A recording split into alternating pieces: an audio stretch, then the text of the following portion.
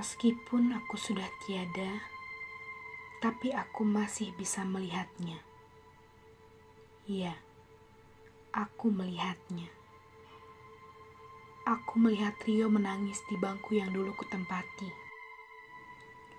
Aku bingung dengan apa yang kurasakan. Satu sisi, aku harus benci padanya, karena dia yang menyebabkan semuanya terjadi. Di sisi yang lain, aku masih dan sangat mencintainya. Melihat wajahnya seperti merasakan suatu masakan yang paling kau sukai. Namun rasanya sangat asin dan tidak enak.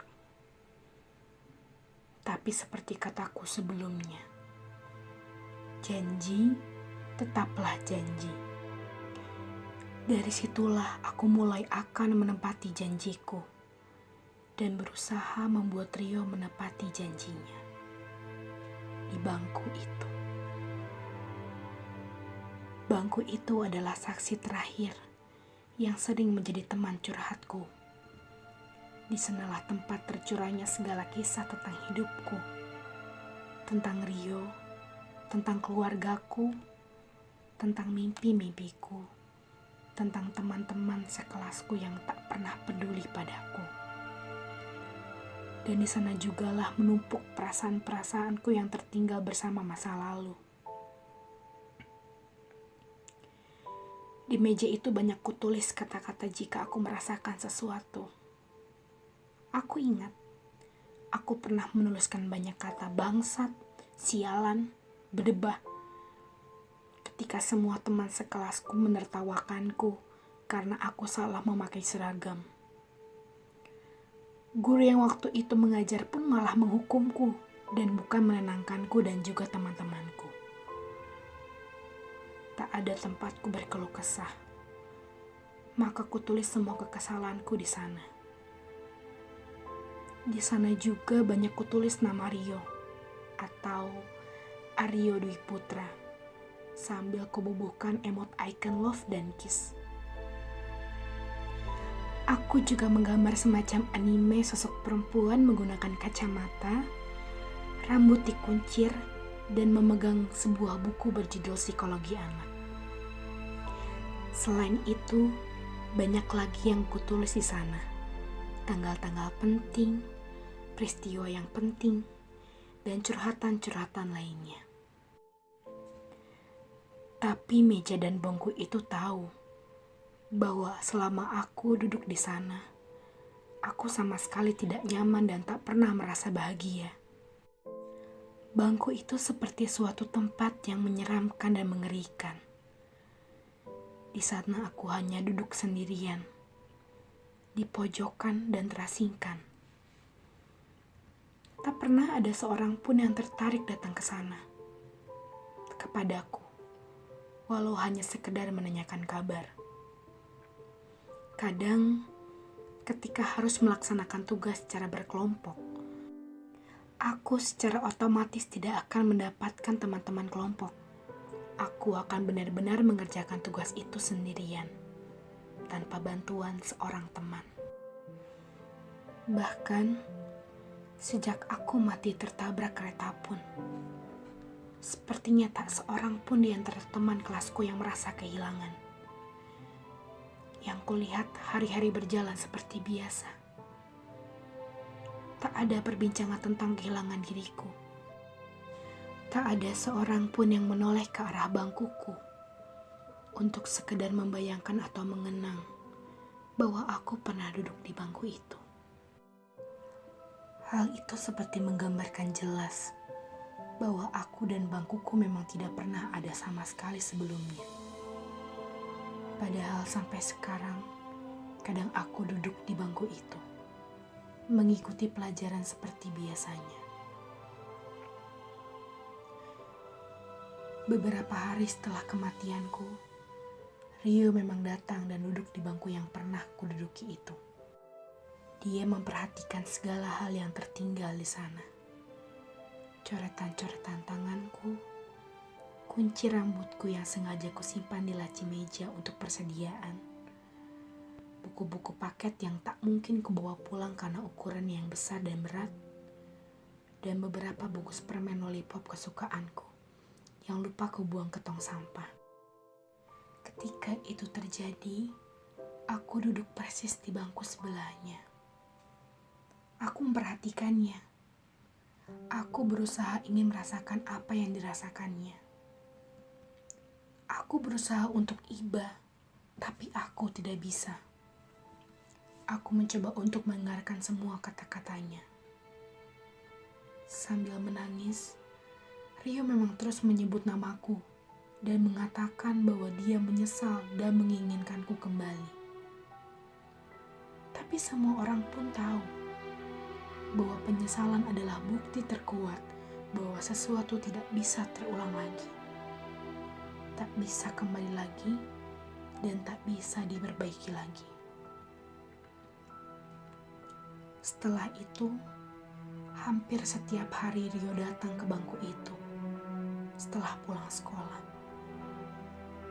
Di bangku itu Rio hanya melamun, seperti memikirkan sesuatu. Kadang dia menulis beberapa kata di meja, atau menggambar sesuatu di meja. Dia seperti membayangkan bahwa dia sedang berkomunikasi denganku lewat kenangan-kenangan yang ada di meja itu. Dia menulis sabar untuk menjawab kata-kata kasar yang pernah kutulis. Dia menulis namaku di sana, lalu menambahkan emot icon yang sama, sehingga kedua emot icon itu seakan berciuman. Di sana juga dia menggambar sosok laki-laki berkacamata, rambut lurus disisir ke pinggir kiri, tersenyum, dan mengacungkan dua jarinya. Lelaki itu membawa tas besar semacam carrier. Gambar itu persis gambar dirinya sendiri, dan dia letakkan di sebelah gambar diriku. Kadang Rio datang ke kelas, lalu menuliskan beberapa kata di papan tulis, seperti, "Anggi, apakah kamu di sini?"